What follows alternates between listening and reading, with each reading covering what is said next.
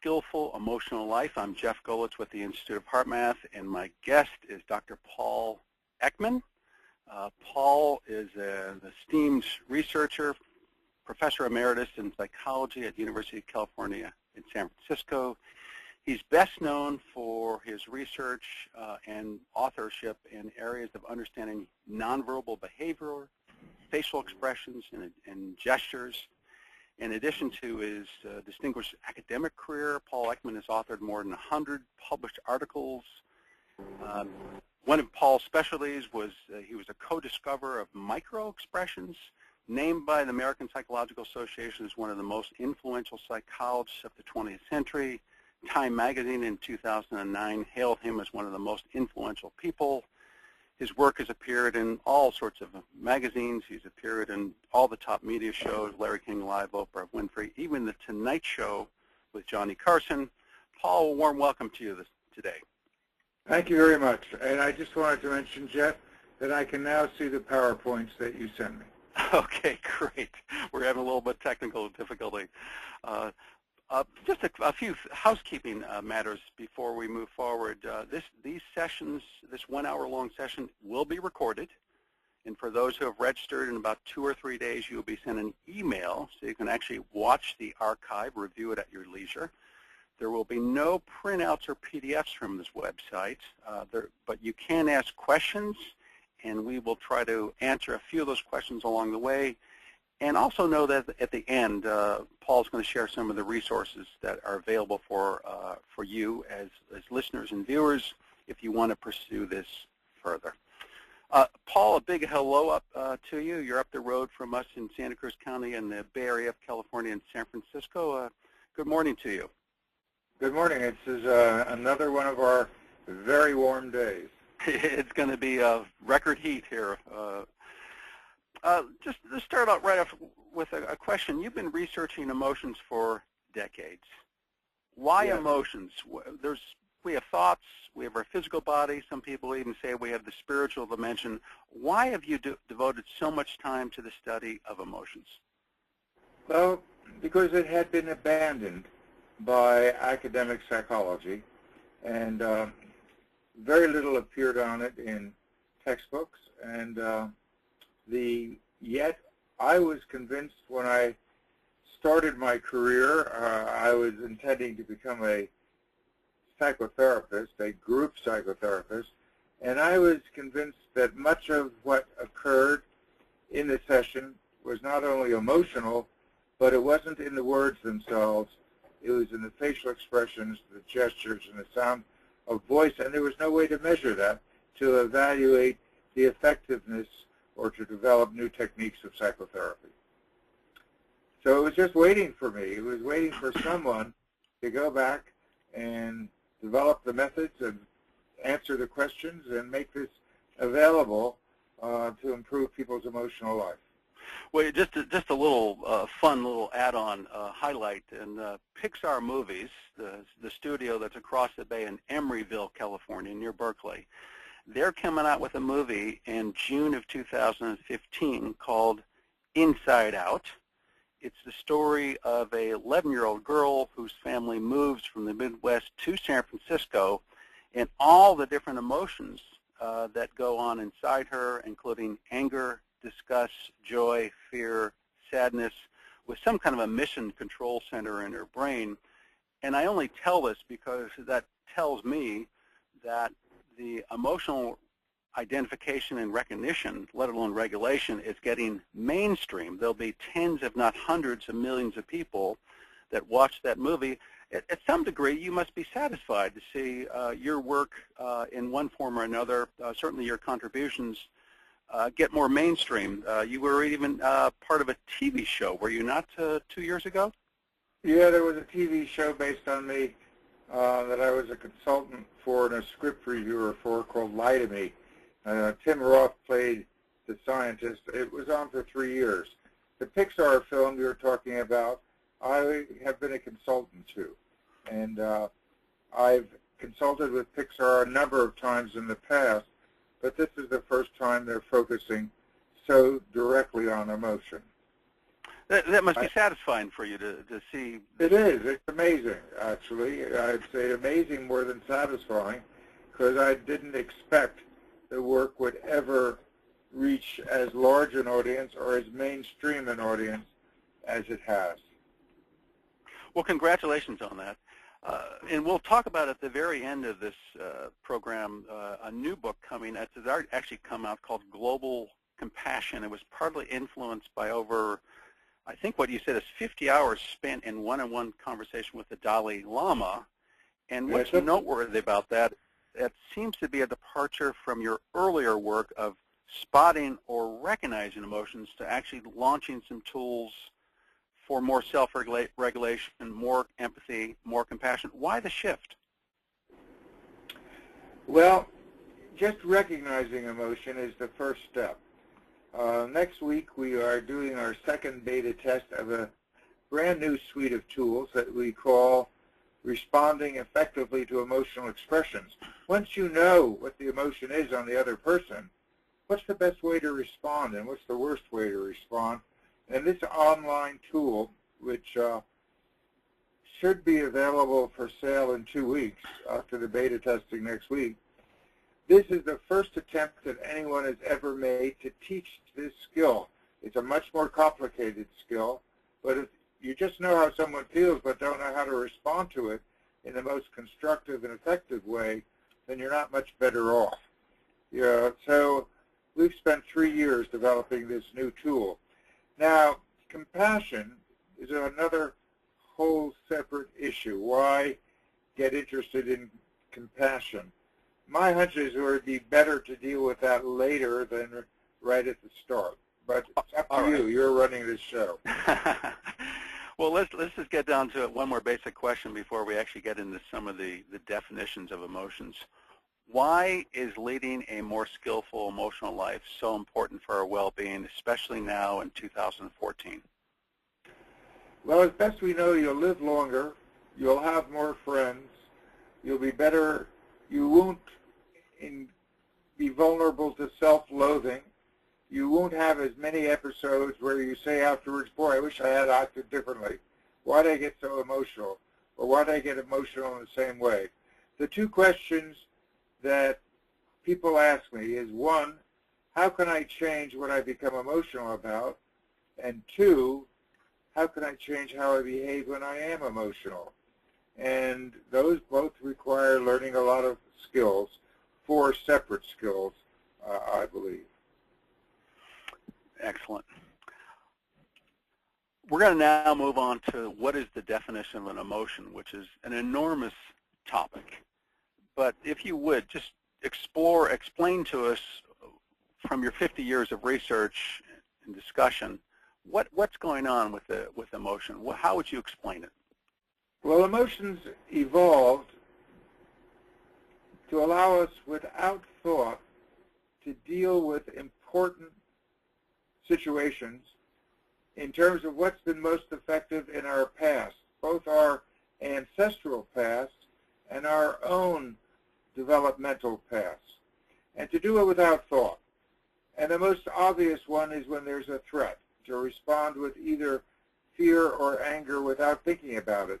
If you had to think when that saber-toothed tiger was stalking you about what to do, you wouldn't survive, any more than when the current equivalent of the saber-toothed tiger, which is the car that's speeding at you in the wrong lane at 60 miles an hour, the only reason why you're able to get out of the way is because you learned all of those skills for dealing with saber-toothed tigers.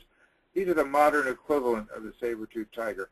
So emotions are very fast responses without conscious consideration or thought that draw upon what's been useful in your life and in the life of your ancestors, that provides a signal so others know what's going on in you and can benefit from it or make adjustments in how they're going to deal with you.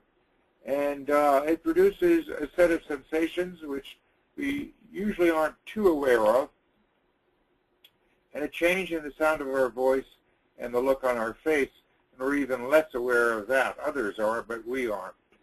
So there isn't any single one of these characteristics that is all by itself marks an emotion. So, for example, feelings, which we have an emotion, but we also have feelings when we're hungry. Being hungry is not an emotion at all. It's a rather fundamental drive. So you need all of these characteristics that are in this PowerPoint to be occurring.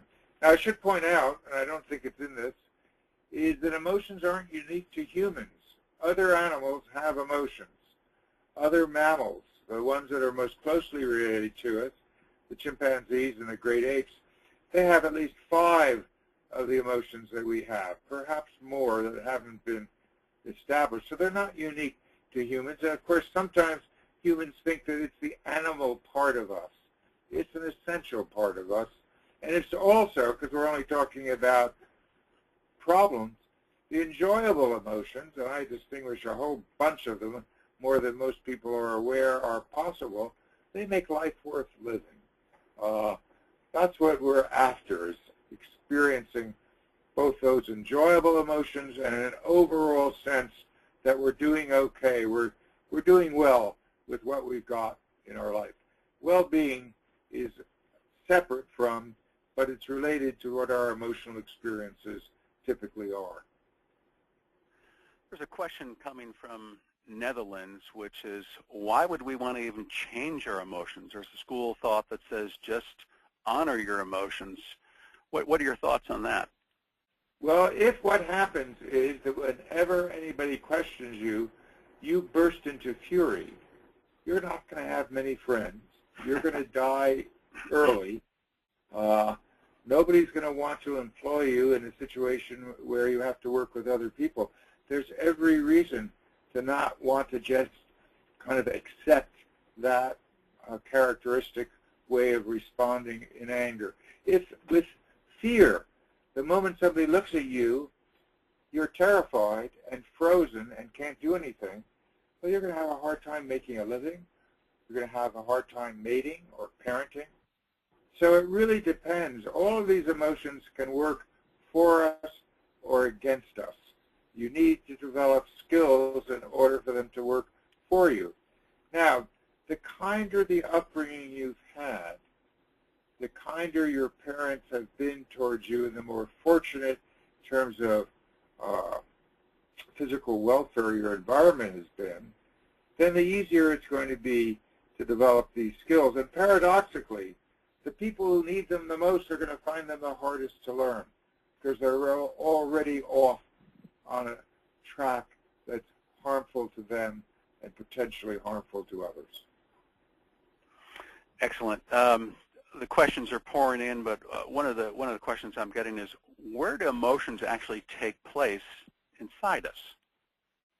And let me add one comment. It used to be that emotions were very brain-centric. I think that's an older model. And Antonio DiMaggio wrote that great book, Descartes' Error, which pointed out that emotions take place in the body. But what are your thoughts on that, Paul? Well, if you're brain dead, you're not going to have any emotions. We do know that people who are body dead, who have no bodily sensations and can make no movements other than blinking their eyes, appear to have emotions.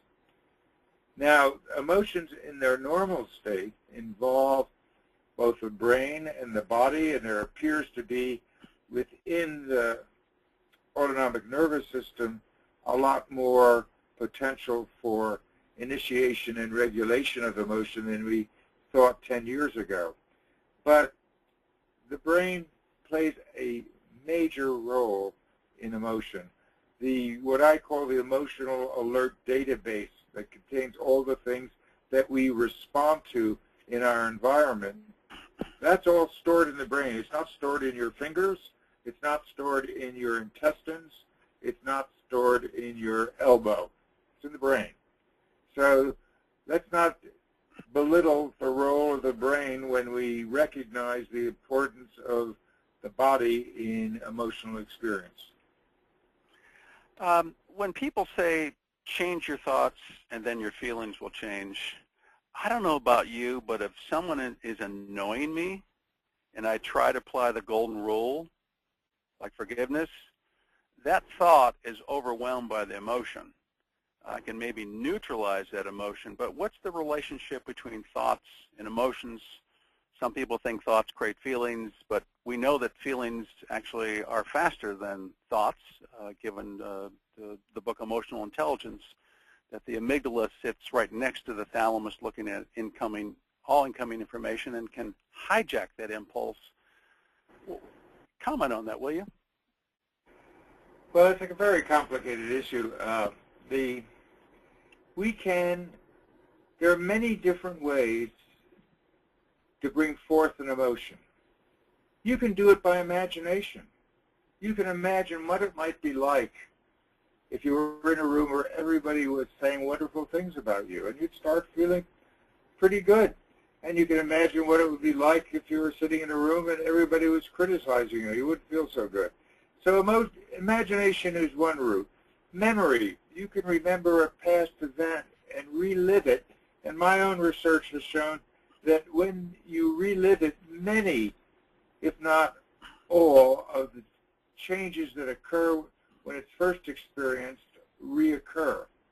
Now, we've also found that you could turn on an emotion by making some of the external changes. So if you make a fist right now and shake it vigorously in the air as if you're going to threaten someone, your heart rate's going to go up, your blood pressure is going to go up, your skin temperature is going to change. There are going to be changes in your central nervous system.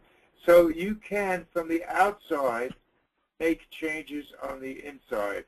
It's a two-way street. It's not just that the inside produces outside changes produce inside. So there are many different routes or pathways for turning on an emotion. But it's rarely done by choice. Well said. Questions coming in from Germany. The heart has an intimate connection to emotions, says Jamal McQueen here. Remember, every time the heart beats, a signal is sent through the vagus nerve to the amygdala. It's synchronous at the same time. And the pattern that emerges in the heart, and we measure that actually at HeartMath, the heart rhythm or HRV pattern is mirrored in the amygdala. Are you aware of that research? Yes, and actually I did some of that research in the 1980s. And of course, anything that was published before it was digital has been sort of lost intellectual history of us. But no, we showed different patterns of autonomic activity of heart rate and skin conductance that distinguished anger, fear, and sadness one from another. They each have different patterns. Those patterns are not registered in consciousness, and they're not easy to become aware of. But they exist, and they exist because they're preparing you for actions which you may or may not take. Let me give you an example.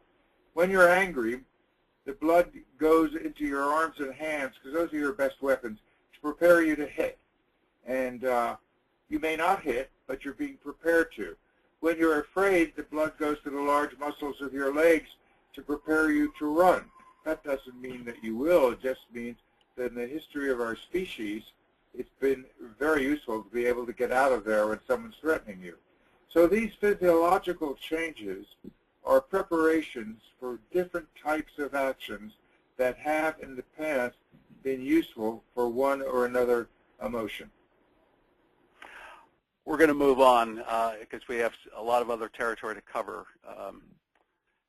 And you've got a grid or a chart here that explains different aspects of human experience.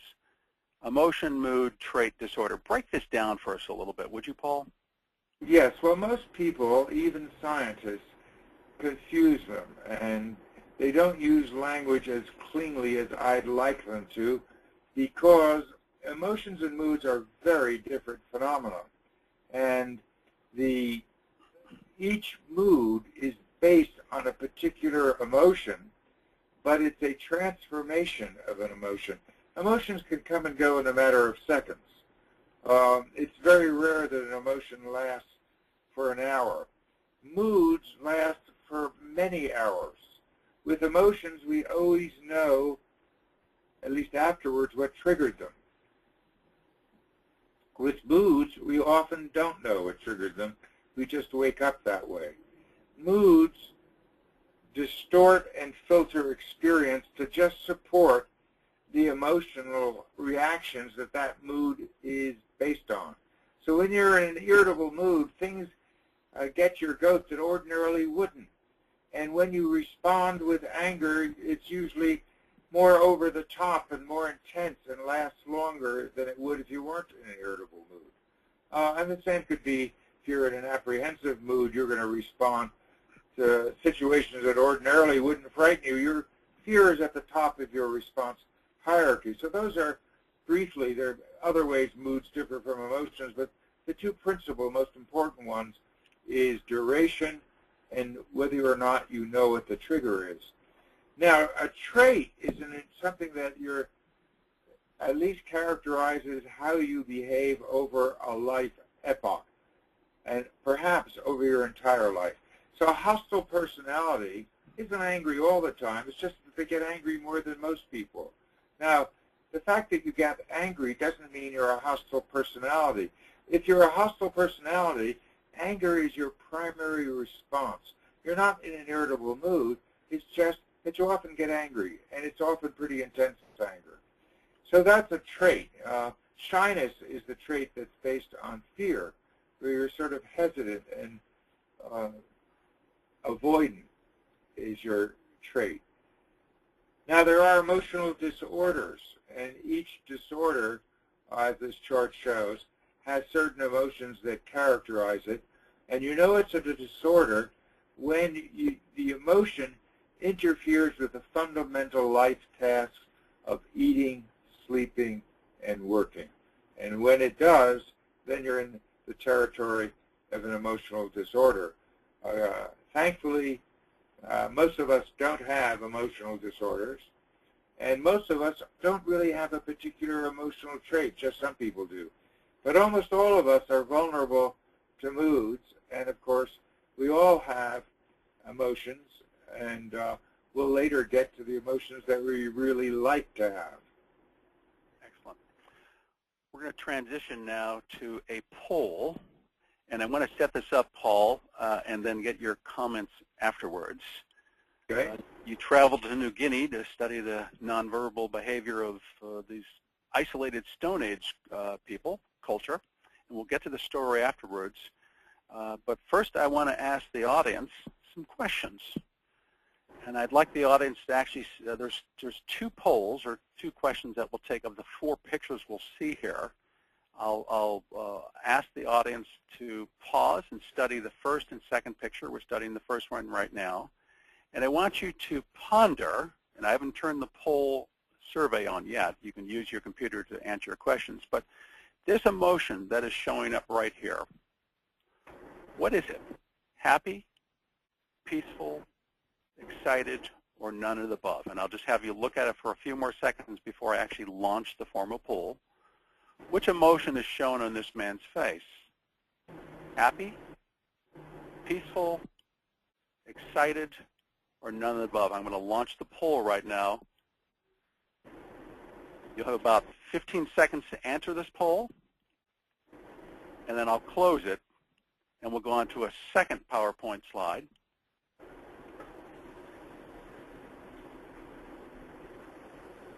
And then we'll discuss after we watch the third and fourth slides.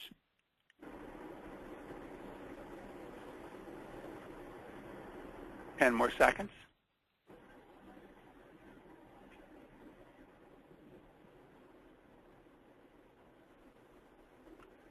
All right, I'm going to close the poll right now. And you can see the results. Can you see the results there, Paul? Nope. Okay, not sure why that is. I'll share it. Let's see if this works.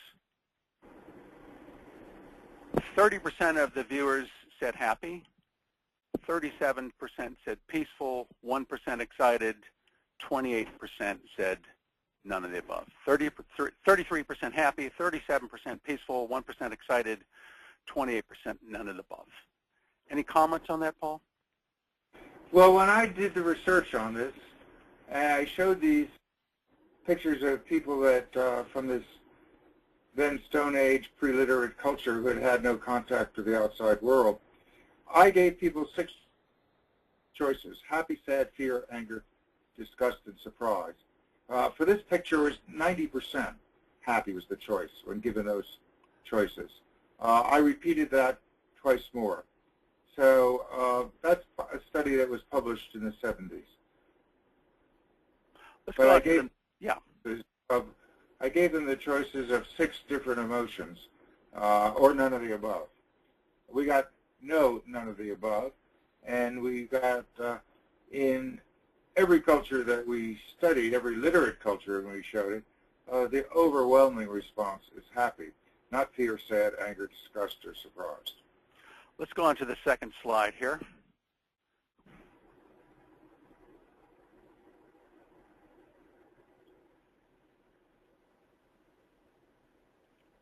And what emotion, I'm asking the audience now, might this be? Disgust, anger, sadness, or none of the above? That's disgust, anger, sadness, or none of the above. And now the audience can vote.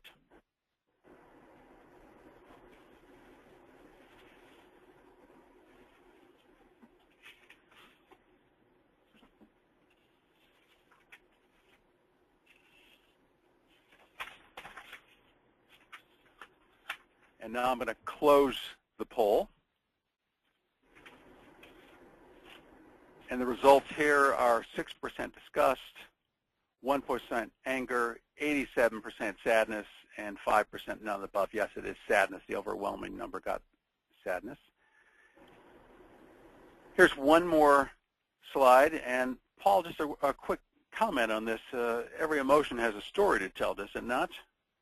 Yes, in a way, I don't know if you want me to tell people at this point how I got these photographs. Well, let's go, just the story behind this. We'll take one more slide, and then with your conclusion.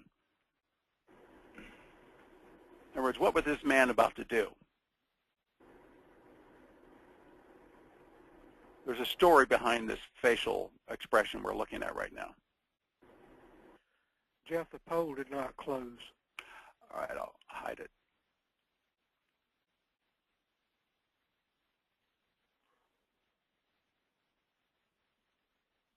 It reappeared. The poll or the face? The face is now up. All right, thank you. Paul? Yeah. Sorry about that. This third face here, we were talking about every emotion tells a story. What's the story behind this face? Well, before I answer that question directly, let me say that in this culture, they don't have words for abstract words for emotions. So they don't have a word for sadness. They don't have a word for anger. So the way in which I got these photographs was to tell them a story. So for the first one, you're seeing friends that you haven't seen that you like.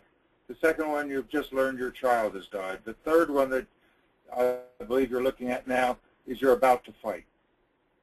And then they showed it to me in their face. And of course,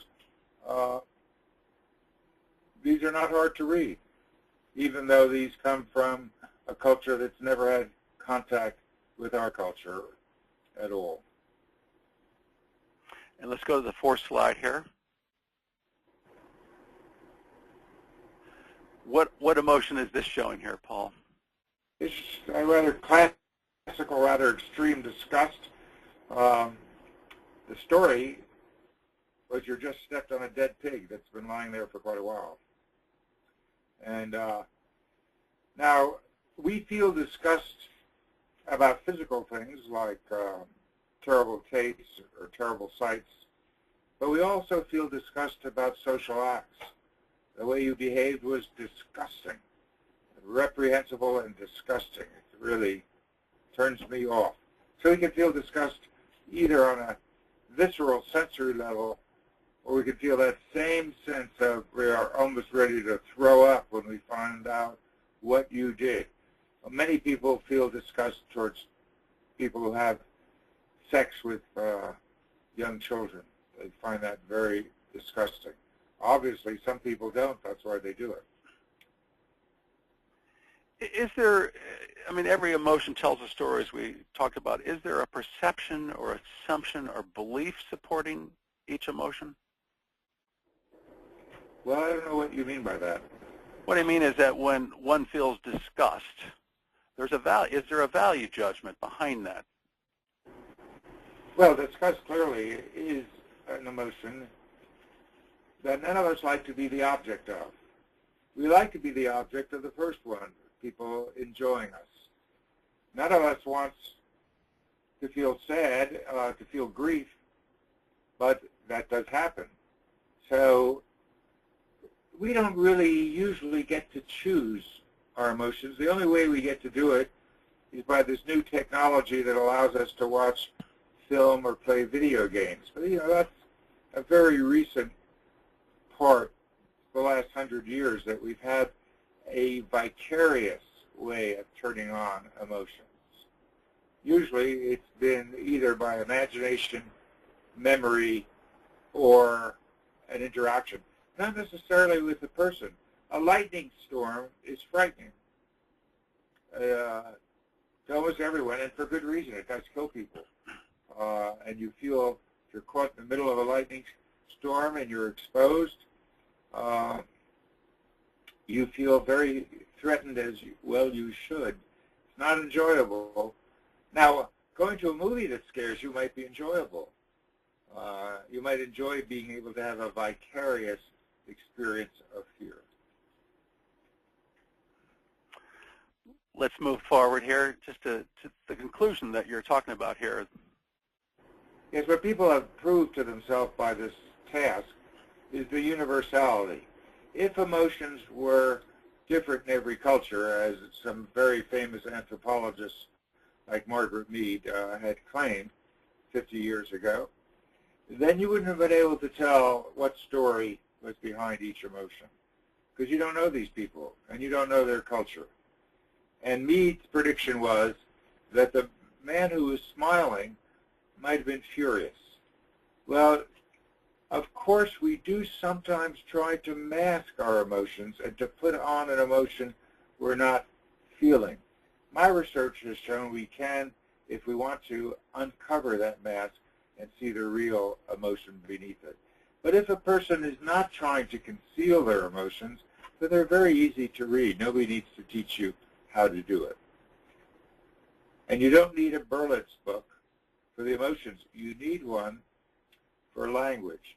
When Darwin traveled around the world in the early 1830s as a young man for 5 years, he found that for each exotic place he visited, he couldn't understand what they were saying, but he could understand their expressions. And so he wrote a book called The Expression of Emotion in Man and Animals, in which he asserted, with a bit of evidence, not too much, that facial expressions of emotion are universal. I was really the first to get the solid evidence that Darwin was correct and Mead was wrong. Let's talk about some of these universal emotions that you've arrived at. First of all, is there agreement with these 7 emotions that indeed they are universal? And secondly, the latter question is, why does there appear to be this somewhat negative overlay of the fight, fear, freeze response in the bulk of our emotional vocabulary here? Well, I believe you have a slide for some 12 different types of enjoyment. That's you coming don't have up. a slide for types of anger, do you? No. You don't have one for 12 types of fear. So you just haven't presented in this slide. If you presented in this slide that says the word happiness, the 12 kinds of enjoyment, you'd say, boy, why do we have more words for enjoyment than we have for any emotions like anger or fear? It just depends on what you're looking at. There are more different enjoyable emotions that are named in the English language that are as different from each other as fear is from anger, in terms of both what we experience and what gets labeled. Now, I've just finished a survey of all the scientists who are studying emotion, And there's very high agreement about the first 5 emotions. Surprise and contempt, there's less agreement about. I think the evidence is as strong, but not all of, only about half of my colleagues agree. That means anger, fear, sadness, disgust, and happiness, there is universal agreement? Yes. All right. We're going to move on now to actually you breaking down the mechanism of how we experience emotions, which implies that it's universal. We're all wired the same. Talk about this, please, Paul. Well, we're all wired the same, but you know, we all have different wiring. It's like the operating systems in computers. They all run computers. Just earlier today, I used 3 different programs for going on the internet. They all get me there, but in a slightly different way. And they have different features. And most of us don't have more than one operating system. So even if we all had the same hardware, and we don't all have the same operating systems running that hardware. Now we do have some innate universal features, but then we have also a lot that are culture specific, that are and individual specific. So we've all got the same emotions, but they run on different hardwares with different operating systems based on differences in experience. But there are some similarities in experience as well. It's a complex picture. That's what I love about it, is its complexity isn't simple. And if I had been the designer of emotions, I would have made it a lot neater package. But I just describe it and try to describe it in its full complexity. So what PowerPoint are people looking at the moment? They're looking at the slide universal with the signals, triggers, physiology, likely actions. And so let me say a word about that. One of the things that my research did establish, as solidly as anything gets established in science, is that there is a universal signal for each emotion that informs other members of your species. And there is no evidence that even ravens and some dogs can read our emotions, at least some of them. But primarily, it's other members of the species know what's going on. And they often know before we know. You've all had the experience where someone says, "What are you upset about?" And you weren't aware that you were upset, but you were upset, and they could read it on your face. But my research shows we don't know what's on our face. Unless we hold up a mirror, we can't feel the expression on our face. Not very well. Nature didn't build that into us. Now the triggers, there are only a few innate triggers for each emotion. So if the chair that you're presently sitting on is to collapse, we get a good fear response. Sudden loss of gravity is an innate trigger for fear. You don't have to learn it. But most of the things we're afraid of are things that we've learned are threatening in our environment. And they may have been threatening in our early environment and really aren't a source of threat now, but we're still going to respond to them as threats. Now, the physiological changes, again, are largely the same, but realize those are playing out on different hardware and different operating systems, so they may not feel exactly the same. The most likely actions are pretty universal, but they may not occur. I mean, the most likely action when you're angry is to object or try to get out of there. But that's not what you may do. You may make a joke. Depends on what you've learned. Let's talk about the variations that do take place cultural specific. Talk a little bit about the cultural variations in the expression of emotions. The most important thing for you to know about an emotional expression is that it doesn't tell you its trigger. If I see someone's angry, I don't know what they're angry about. Now, I may jump to some preconception I have, or maybe what I just said to them gives me a very good hint that they're angry about what I just said. But emotions do not tell us their triggers. The same emotion will look exactly the same with very different triggers. We need to find out what the trigger is to be emotionally skillful. But always remember, the trigger is not revealed. You don't want to make the mistake that Othello made when he killed Desdemona, believing that her fear was the fear of an unfaithful wife caught in her infidelity. It was, excuse me a moment.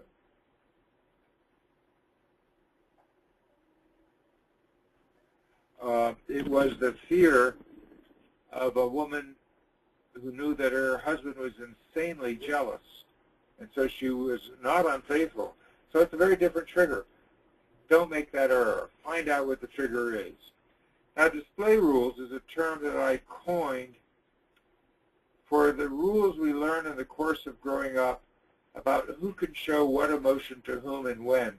And so we try to manage our expression, and we develop habits for managing our facial expression in particular situations. And habits over time become autonomous. They act without our choice. And a third feature that differs within individuals and across cultures is the attitudes we have about each emotion. Some people love to have a good fight. And, you know, the thing that brings them the greatest intimacy is they had a really rip-roaring, angry fight with their spouse, and now they really are intimately connected.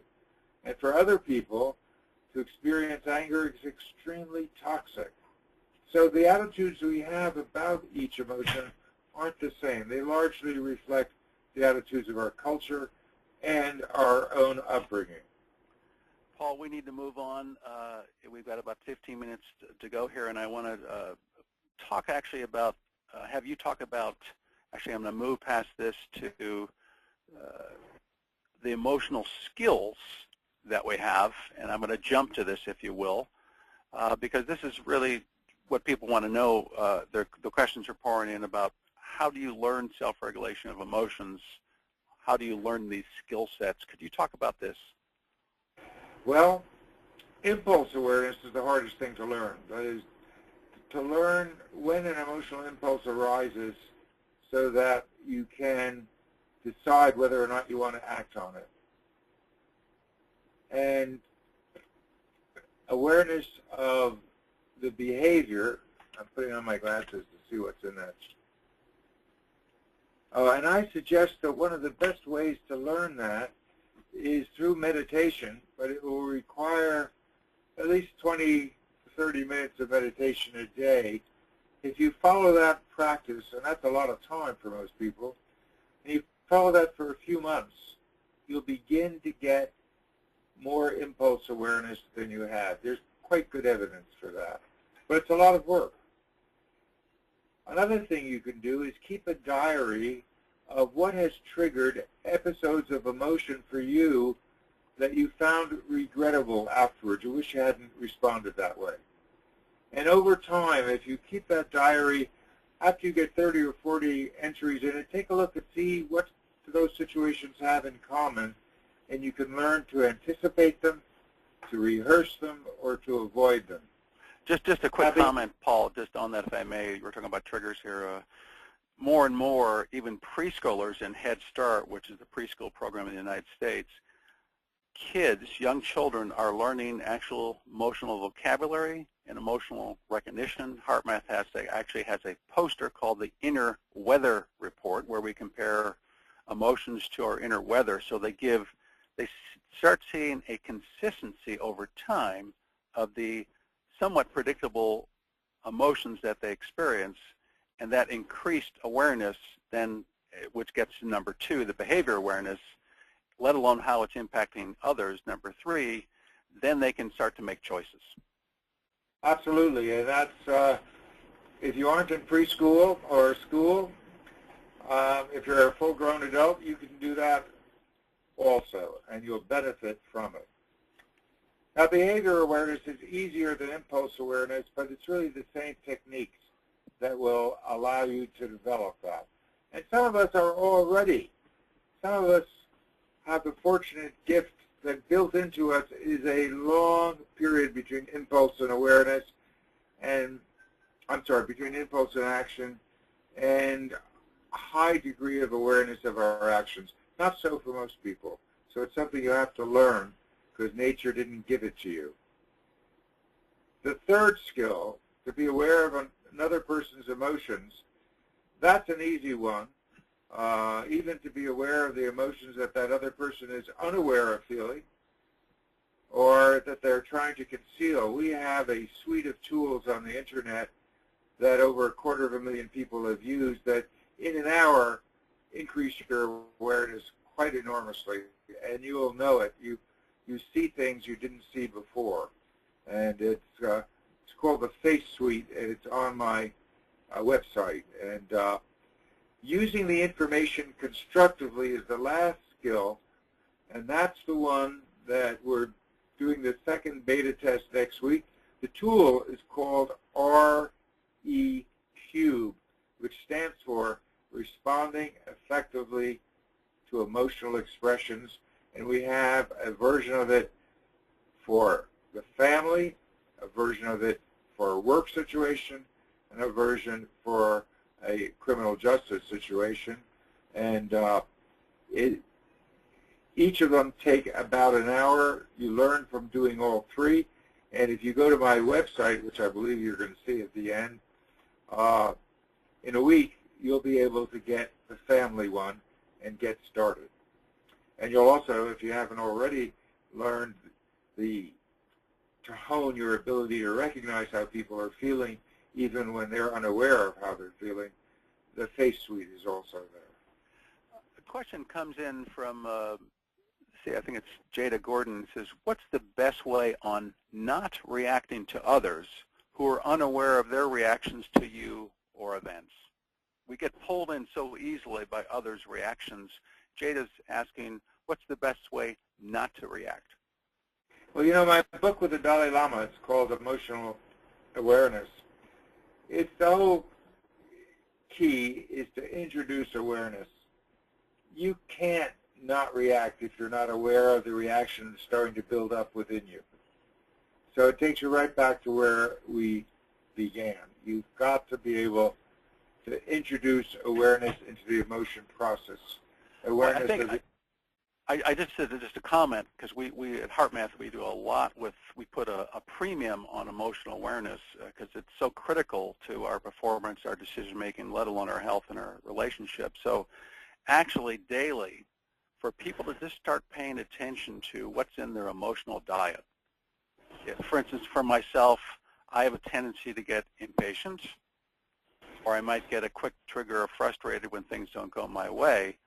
Over time, when I start paying attention to those particular impulses and behavior, when the awareness starts to come, then I can actually prep for those predictable events, apply a self-regulation tool like in the HeartMath tool set, Quick Coherence.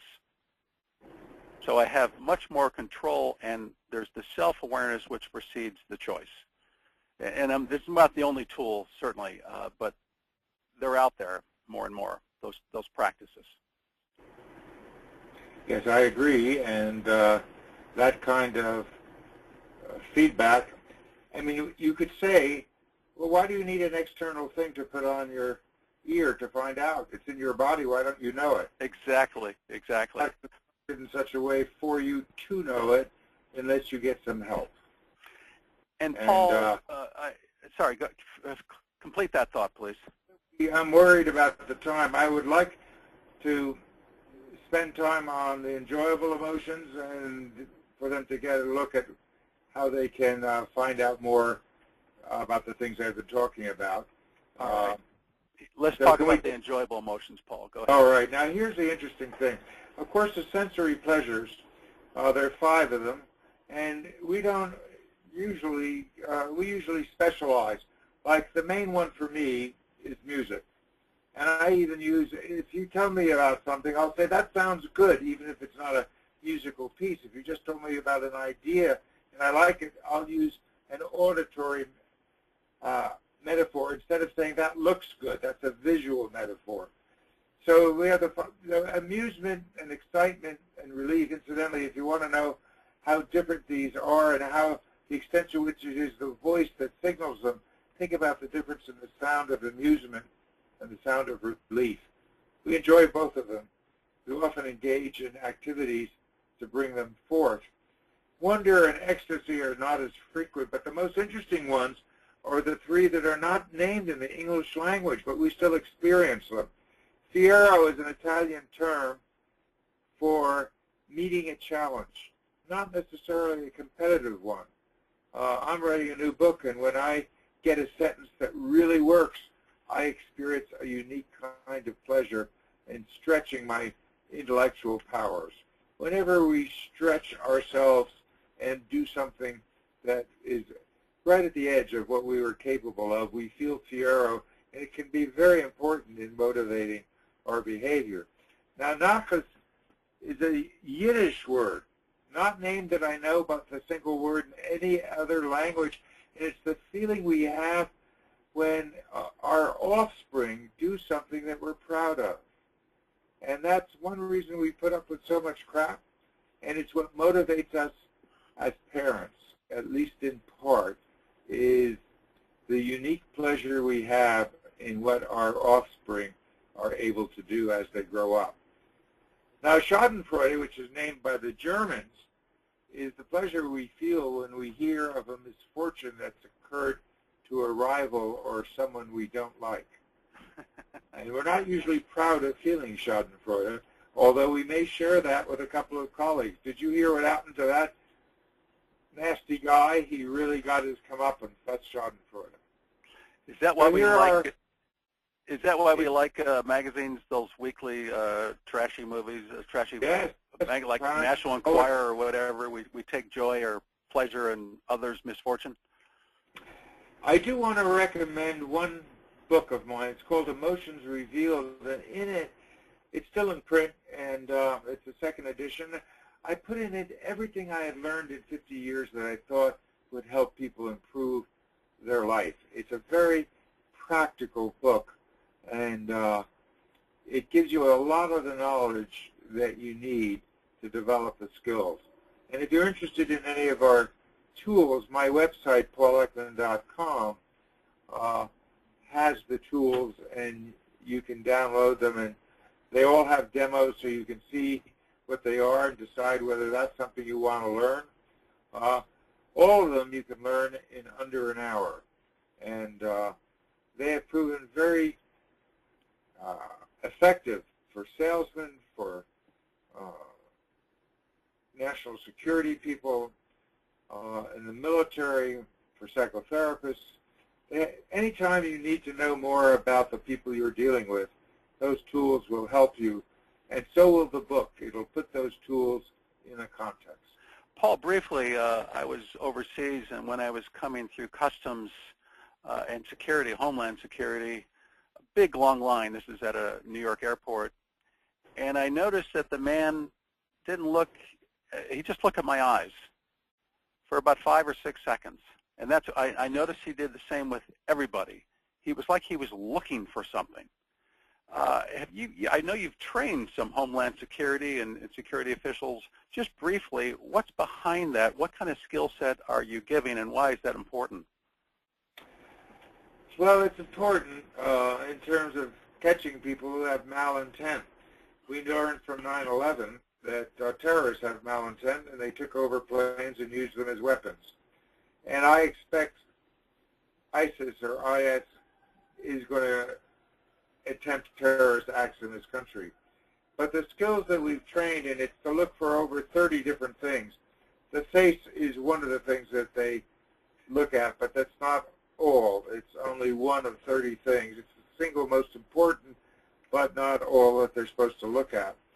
But there is very strong evidence that that was conducted and paid for by Homeland Security, but conducted by an independent research organization that has a very good reputation, that showed that this was really quite effective in picking up money smugglers, drug smugglers, weapon smugglers, and wanted felons. Now, they studied about 10,000 people. But you know, the incidence of terrorism is less than 1 in 100 million people. So in the 10,000, there weren't any terrorists, but there sure were criminals, both smugglers and felons of other kinds, and they were caught using these procedures. So they've been used in Israel for a long time. Israel has a much easier system because many less people travel, only about 50,000 a day compared to 2 million a day in this country. And they spend a lot more time training their personnel. I've worked with the Israelis on their training. In England, I've worked in England, and they, again, have many less people going through their airports, a lot more than Israel does, and they're using the same methods. Most of the other European countries are not. And so most of the terrorist acts that have been interrupted, and a number have been caught, but not publicized, have come out of primarily Germany, where the security seems pretty lax, the airport security. Paul, in the last, we're going to switch from security prevention to something, shall we say, it's inspirational. Your relationship with the Dalai Lama and your joint contributions on a book. Talk a little bit about that in the waning minutes of our webinar today. Well, I got to know the Dalai Lama by accident, not on purpose. It was actually through my daughter, and but we've developed a very close friendship, and the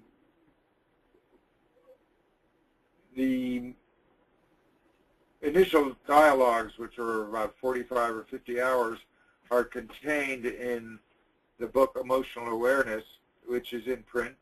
And it's not a book that's of text. It's actually the back and forth discussion between the two of us.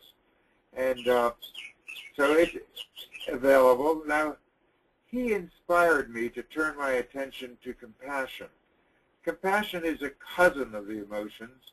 It's unlike the emotions in one regard, in that it's never destructive. Our emotions could be enacted constructively or destructively, to be of service to us or to actually backfire on us.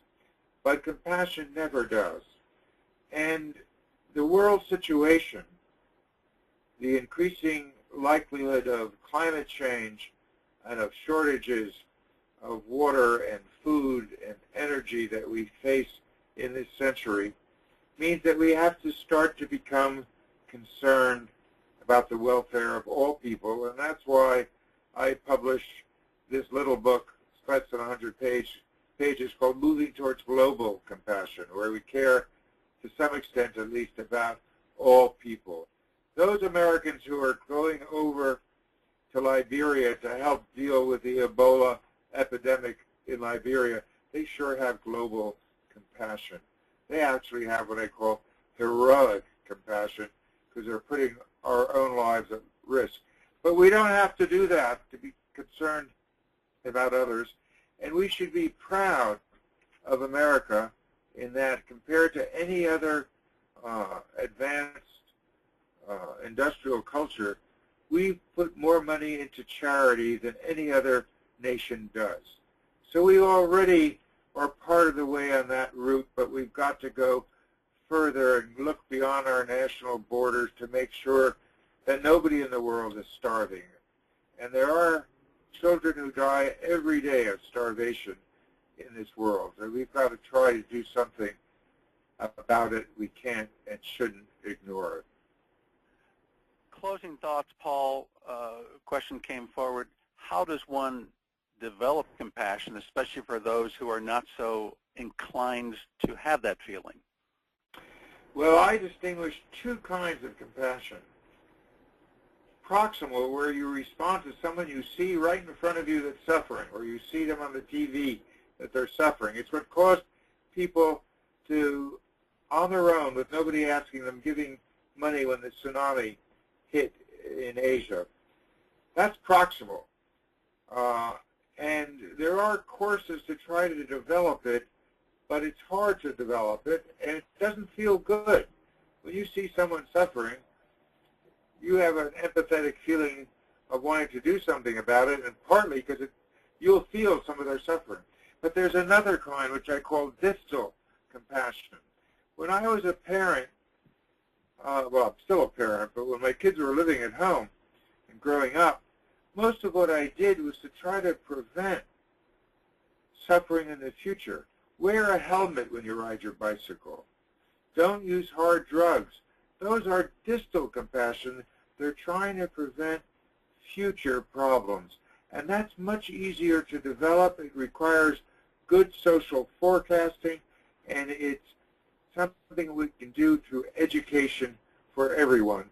And we're beginning to introduce programs on distal compassion into the schools, which is where they belong. It's really primarily the 8 to 15-year-olds where we need to work on developing it. But for all of us, the distal is more cognitively based. It's more based on learning and thinking about what can I do to prevent problems in the future. That's a much easier one to learn and to have it become part of your life. Paul, we have to close this webinar. We're run a little bit over time. I want to thank you so much for your valuable time and sharing with the audience your decades of research and your books. I encourage people to go to your website at paulekman.com. This has been recorded, and again, for those who have been listening, you'll be able to see an email in a few days where you can re-watch this again. I encourage you to, again, to go to Paul's website. Paul, thanks so much for your valuable time. I think we gained a lot today. Well, thanks. I enjoyed it, as you could probably tell, because the voice, even though you didn't see me, you could hear my emotions and enthusiasm for this. So thanks for the opportunity. Thank you, everybody. Bye now.